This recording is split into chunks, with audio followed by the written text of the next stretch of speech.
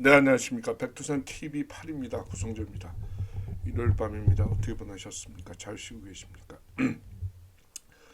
자, 오늘 아주 중요한 내용을 하나 말씀드리려고 영상을 켰습니다. 최근에 나온 책입니다. 자, 책 보이십니까? 김대중과 청주회 출신 국정원장들의 대남공작이라는 책입니다. 이 책의 주요 내용을 하나 소개시켜 드리려고 합니다. 자, 이 책은 김대중과 소위 국내 붉은 세포들의 모임인 청주회, 그 중에서도 청주회 중에서 청주회들이 반국가적 행위를 하고 있다, 자행하고 있다라고 폭로하고 있습니다. 구체적으로 그 청주회의 주요 멤버로 이종찬, 천용택, 임동원을 거명하면서 김대중과 이들 3인에 의해서 국정원과 민주당, 국민의힘, 여당까지 완전히 장악 적화되어 있으며 중국과 북한이 그들을 실질적으로 운영하고 있다라고 아주 폭발적인 그 주장을 펼치고 있습니다. 그 실상을 국민들이 알아야 한다라고 국민들에게 경각심을 일깨우고 있습니다. 이 책의 주요 논지인 한국의 정보기관과 정당이 완전히 적화되어 있다라는 내용을 이 책 중에서 뽑아서 정리합니다. 자, 보시다시피 이 책 표지입니다. 이 책은 청청모 도서출판에서 나왔고 저자는 지난번에 작게 80518을 쓴 정담입니다. 정담씨. 이 책, 이 두 권의 책은 꼭 한번 사서 보시면 좋겠습니다. 자, 그 내용을 여기 나온 내용 중에 정보기관과 정당의 적화라는 그런 논지에 관련된 내용을 정리해서 요약합니다. 자, 현 실상이, 그래서 정보기관과 정당이 적화된 실상이 어떤 거냐? 최근에 일어난 이태원 골목 학살 사건을 기획했다는 겁니다. 이 책 82쪽에 보면 가장 최근에 발생했던 이태원 골목 학살 사건만 보더라도 사건이 발생하기 한 달 전에 이미 그 사건과 똑같은 영상을, 그런 주제에 맞는 영상을 더불어민주당 산하기관인 민주연구원이 다 제작해 놓았다 이겁니다. 그런데 그 제작해 놓은 영상의 사고 장소는 이게 더바코입니다. 옆 골목이었는데 사고는 어디서 났습니까? 이태원 호텔에서 났죠. 자, 사고가 났던 소식을 나오자마자 그 영상이 인터넷에 올려졌습니다. 그런데 실제 사고 장소는 해밀턴 호텔이었죠. 그래서 인터넷에 이들이 올린 영상이 가짜라는 것이 들통이 났습니다. 대표적인 게 이 사진인데요. 이 사진을 보시면요. 보이십니까? 여기 지금 다리에 대고 옷 벗은 사람이 인공호흡을 하고 있습니다. 여기도 이 사람도 좀 인공호흡을 하는 지점이 이상합니다. 네? 그리고 여기 노란 수건이 나와 있는데요. 이 사진에는 노란 수건이 없는데 노란 수건이 나와 있는데 그 사진은 노란 수건은 현장에서 발견되지 않은 노란 수건입니다. 그런 걸로 봐서 사전에 이미 제작된 것이다라는 의혹이 있었는데요. 이 책에서는 구체적으로 그 영상의 제작이 더불어민주당 산하기관인 민주연구원이 했다라고 주장하고 있습니다.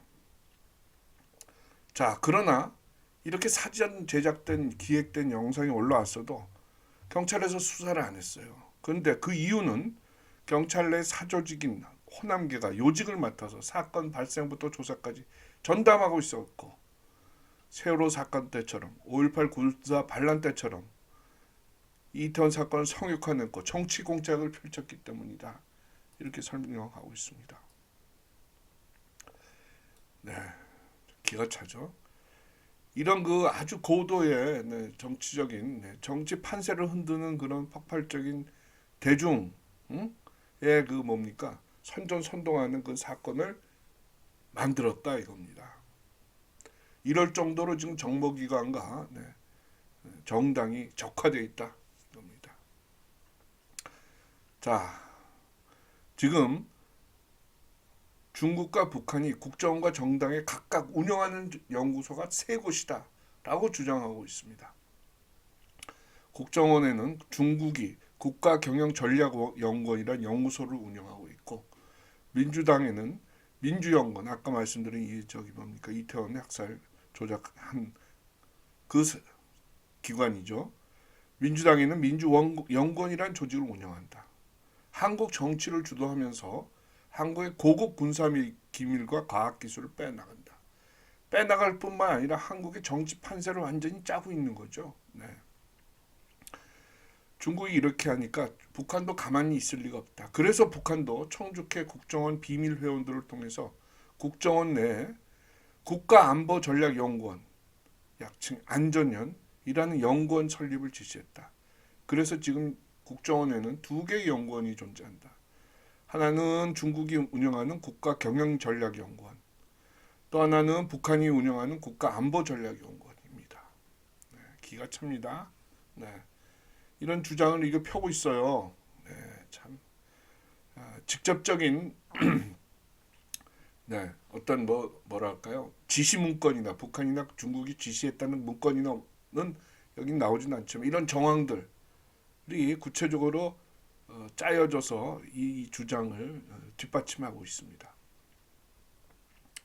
이 책에 나와 있는 사진입니다. 김대중 정권 당시에 언론 세무사찰, 노무현 당시에 언론 세무사찰이 있었는데 이것도 다 중국이 한 거다, 이런 내용입니다. 아까 말씀드렸듯이 국정원장에 지금 임명된, 김대중 정권 때 임명된 사람들은 다 청주케 육사 반한해의 성격을 가지고 있는, 그리고 일부 회원들은 친공산주의자적인 정주케 회원만 국정원에 김대중이가 임명했다 이겁니다. 자, 기가 차죠, 여러분. 폭발적이죠. 네. 중국 정보부는 중국 정보부 요구로 당의 연구소를 만든 과정을 설명을 하고 있습니다.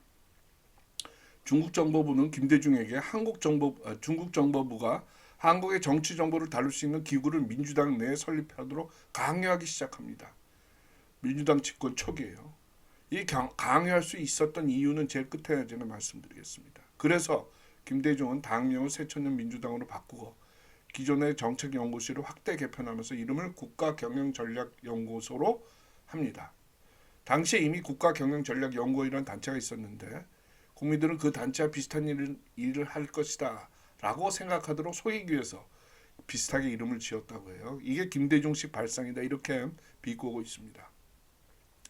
이 국가경영전략연구소는 2000년 10월 새천년 민주당이 확대 설립한다라고 발표했고 12월에 임채정 전 국회의장을 지냈죠. 을 초대 연구소장으로 임명했다. 그리고 이듬해 2001년 2월 8일에 연구위원으로 8명의 연구위원으로 공식적인 기구가 세상의 모습을 나타내지만 그 안에는 육사 청주회처럼 또 다른 비밀 조직이 있다. 그 비밀 조직이 이런 국가경영전략연구소를 다 좌지우지한다. 이후에 이 국가경영전략연구소는 민주정책연구원, 현재 민주연구원으로 이름이 바꿔졌다. 그러면서 국정원에서는 지금 정치 공작을 법적으로 할 수 없지 않습니까? 따라서 이 민주연구원이 중국 정보부가 중국 국가안전부라고 하는 중국의 정보기관이 지령을 내리는 정치 공작을 더불어민주당 산하 민주연구원에서 이행한다. 그래서 모든 정치적 사건들을 저지르고 있다, 이렇게 얘기하고 있습니다. 기가 차죠. 북한이 우리나라의 정치권, 여론을 장악하는, 통제하는 방법을 지금 설명하고 있습니다. 자, 북한이 지배하는 안전은 국가안전전략연구소입니다. 안전의 성격을 가장 확실히 알 수 있는 것이 바로 문재인 정권 당시 국정원 원장이었던 서훈과 박지원이 그 연구원의 연구원들을 인력을 임명한 과정을 보면 된다. 국정원 서훈과 박지원은 북한이 요구한 인사를 임명하기 위해서 국정원 법까지 고쳐가면서 자격 미달 인사들을 임명했다. 네. 박지원이 유명한 친북 종북주의자죠. 서훈이 옛날에 캐도 한반도 에너지 설립기구 만들 때 북한에 근무하면서 그때 완전히 북한에 포섭당한 것 같아요. 2080쪽에는 안전년 연구진은 일반 박사급 학자뿐만 아니라 전직 국정원 인사들과 고위급 탈북자들로 구성되어 있다. 북한 외교관, 북한군 고위급 출신 탈북민도 10여 명 근무한다. 이렇게 돼 있어요. 그러나 실질적으로는 이거는 북한이 운영하는 기관이다. 안전연은 참 어떻게 이럴 수가 있습니까? 그죠? 기가 찹니다. 국가안보전략연구원. 예를 들어서 어제까지 북한에서 고위급으로 근무하다가 탈북하면 안전연에 근무하는 것이 지금의 실정이 되고 있다. 그 대표적인 예가 태용호다. 태용호는 최근에 뭡니까? 국회의원까지 지내다가 결국은 뭡니까? 어디죠? 평통 사무총장까지 지금 하고 있죠. 태용호의 경우를 보자. 국정원 산하 국가안보전략연구원에 어떻게 얘가 근무할 수 있는지 한번 봐라 이거예요. 2016년 7월에 기순을 했는데 기순 과정부터 가령 고위급 탈북자 태용호만 보더라도 이와 비슷하다. 2016년 3월 미국에서 금관원에 이상 불법 송금 내역을 통보를 합니다. 타인 계좌 무단 송금 내역이라고 하면서 그걸 금관원에 통보를 해요. 근데 무단 송금, 불법 송금이죠. 송금의 급여가 22조 원입니다. 글쎄요, 얼핏 보기에는 북한 구자에다가 누가 대규모 돈을 집어넣은 것 같아요. 그래서 청와대가 조사를 하려고 합니다. 그때 하려고 하자마자 그 다음날 평양의 노동신문 사설에 박근혜를 제거하라는 사설이 실리고 그 다음날에는 태용호가 탈북한다는 말이 흘러나왔다. 이렇게 이 책은 지금 주장하고 있습니다.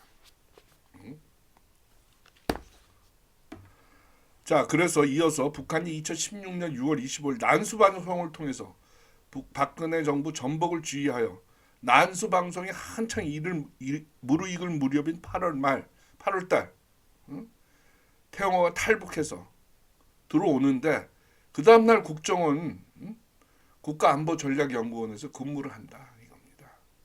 이거는 국가정보기관이 완전히 북한의 손아귀에 있는 거다. 당시의 국정원장은 이병호입니다. 기가 찹니다. 탄핵 이후에 이런 일도 있었다 이렇게 얘기하고 있습니다. 임명진과 김종인으로 하여금 북한이 통제할 수 있는 지금의 여당 국민의힘당을 만들어서 중국 정보부가 민주당을 주무르는 것처럼 북한 정보부가 국민의힘당을 주물렀다 이렇게 얘기하고 있습니다. 그런 방증이 될 수 있는 게 대표적으로 뭡니까? 5.18이 북한 5.18 때 광주에 북한 특수군이 왔다라고 얘기하면은 이 국민의힘당에서는 공천을 받는 걸 포기해야죠. 부정선거 저지른다 있었다라고 얘기하면 공천을 받는 걸 포기해야 됩니다. 그 정당의 주인이 누굽니까? 북한이라는 겁니다. 이렇게 된 건 정당과 정보기관이 이 중국과 북한의 손아귀에 들어가게 된 건 연유가 그 발단이 있다. 그 발단이 에 대해서 이 책은 설명하고 있습니다. 위와 같이 김대중 정권 시절 국가정보기관에 대한 통제가 중국과 북한으로 넘어간 데는 그 발단이 있는데요. 그 발단은 이렇게 설명하고 있습니다. 김대중은 집권하자마자 야당으로 전락한 한나라당을 완전히 없애버리기 위해서 그래서 다른 당을 만들어 여당과 야당을 자신이 지배할 계획을 짭니다.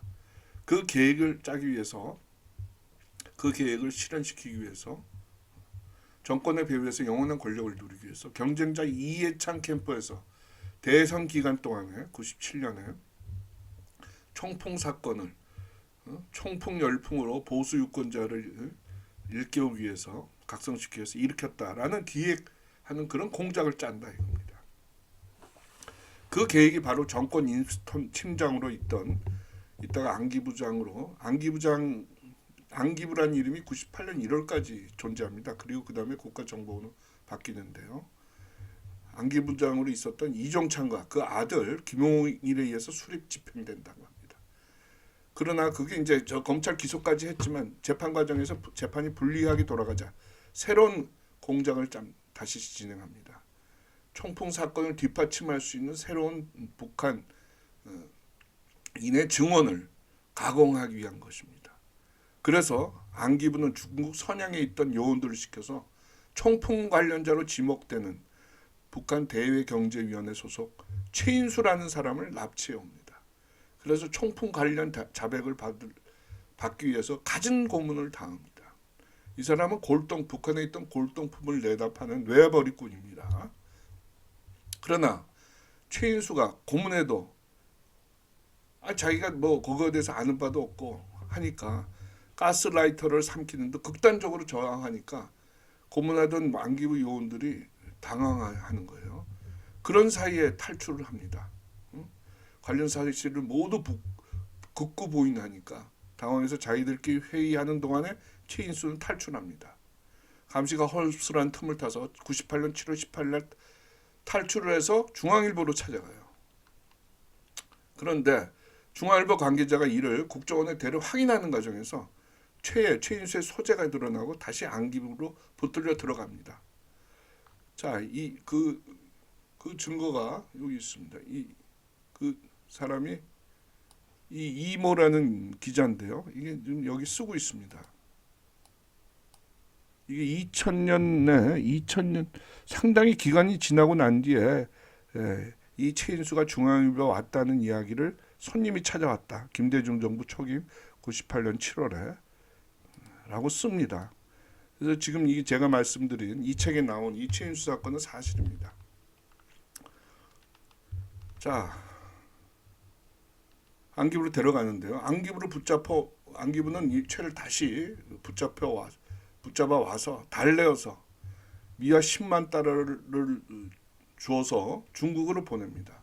그런데 중국의 선양에 6개월 만에 나타났어요. 그래서 미화 10만 달러 펑펑 쓰고 다니니까 중국 국가안전부가 그 행적을 수상히 여기고 체포해 조사를 시작합니다. 그 결과 얘가 안기부에서 선양에서 무단 체포돼서 한국에 갔다가 온 사실을 확인합니다. 주권 침해죠. 가만히 있을 나라 없죠. 그걸 알게 된 중국은 최를 북한으로 압송해 버립니다. 김정일 또한 최를 고문해서 너 어떻게 6개월 동안 뭐하고 다녔어? 이렇게 얘기하니까 더 자세한 내용을 북한한테 정권한테 실토를 당하고 그 사실을 알아낸 김정일 정권은 얘를 처형해 버립니다. 여기서 얘기는 끝나지 않습니다. 이런 사실을 완전히 알게 된 중국 정보기관은 99년 5월 천영택이 국정원장 취임하는 날, 그러니까 이종찬이 물러나고 새롭게 천영택이 국정원 취임하는 날 행동을 개시합니다. 선양에 있던 우리나라 대북 공작 요원들을 간첩죄로 전격 연행하고 구속시킵니다. 수십 명을 체포 구속합니다. 그 사실을 이제 우리나라 국정원한테 알려주는 거예요. 이런 보고를 받은 천영택은 그 사실을 김대중한테 보고하고 김대중은 중국에 가서 사태 수습해라. 중국의 요구 조건 다 수용해라. 비밀 엄수해라. 라고 지시를 내립니다. 그렇게 해서 중국 안전부, 국가안전부, 정보기관이죠.를 천영택이 찾아가요. 99년 5월 10일간 머물면서 협상을 합니다. 그때 중국은 그냥 요원들을 풀어주는 게 아니라 큰 요구사항을 하나 합니다. 정치정보 관할 권리를 중국 정보부에 넘기라라는 요구입니다. 김대중은 이를 수락합니다. 기가 차죠. 야당을 무너뜨리기 위해서 총풍 사건을 조작했다가 그 과정에서 중국에 있는 북한인을 데려다가 고문까지 하고 김대중 정권이 이종찬이랑 김용일이가 민주화 인사라는 사람들이 그게 사실이 아니니까 그 데려온 북한인 최인수를 다시 중국으로 되돌려 보냈다가 그게 중국에 의해서 들통이 나서 이렇게 우리나라의 정치정보 관할 권리까지 중국 정보부한테 뺏기는 그런 사태까지 온 겁니다. 예? 그래서 그때부터 국정원은 한국의 정치 정보를 다루는 기능이 중지되었다고 합니다. 간첩도 못 잡는 건 말할 것도 없고요. 네? 이런 합의에 따라서 중국 정보부는 국정원 내 국가경영전략원을 두고 민주당에는 민주연구원을 두고 한국 정치를 좌지우지하게 됐다. 이런 이야기입니다. 여기서는 이 이야기는 이 최인수 사건, 김대중의 이 반국가적인 이 사건은 반역 사건은 여기서 끝나지 않아요. 그게 또 한일 어업협정까지 영향을 미치게 됩니다. 거기에는 홍석현이와 이건희가 큰 또 악역을 합니다. 그런 얘기들이 여기 쭉 실려 있습니다. 네. 기가 찹니다. 네. 김대중이, 이종찬이, 천용택이, 임동원이, 홍석현이, 이건희 이들의 정말 정체가 뭔지 알 수가 없습니다. 이 현대사를 이해하려면 꼭 한번 보셔야 됩니다. 자, 한국 정당과 정보기관의 대한 통제가 왜 중국과 북한에 넘어갔는지에 대한 얘기입니다. 그 요지를 제가 말씀드렸습니다. 이 책은 이외에도 DJ 정권, 김대중이 얼마나 김정일 정권을 추종했는지, 거액의 외화 대북 반철에 어떤 일이 일어났었는지, 방산업에서 우리의 국방을 지키는 무기를 만드는 그런 생산 과정에서 그걸 판매 과정에서 얼마나 돈을 떼어먹었는지, 언론의 세무 사찰을 해서 얼마나 언론의 입을 틀어 막았는지, 북핵 비사, 한일 신어업 협정에서 독도까지 팔아먹었다는 그런 주장까지 여기에는 나오고 있습니다. 등장인물들도 다양합니다. 김종필, JP, 박지원, 노무현, 이건희, 홍석현, 정몽헌, 정몽주 다양합니다. 이들의 뒷 행동이 아주 여실히 드러납니다. 기가 찹니다, 여러분. 대한민국 국민이 깨어나기 위해서는 반드시 이거 읽으셔야 될 책이다. 이런 말씀을 드립니다. 꼭 한번 일독 부탁드리겠습니다. 최근 저자 정담 대표가 쓴 국정원 김대중과 청주회 출신 국정원장들의 대남 적화 공작 기가 찹니다, 여러분. 이거 어떻게 하면 좋겠습니까? 나라가 넘어갔습니다. 우리 깨어나야 되겠습니다. 정신 차려야 됩니다. 강력한 수단으로 이 나라를 바로잡아야 된다. 그 길밖에 없지 않나 이런 생각을 합니다. 많이 구독, 좋아요, 공유, 알림 부탁드리겠습니다. 여러분들이 많이 구독해 주시고 시청 시간도 길면은 제가 큰 힘을 얻습니다.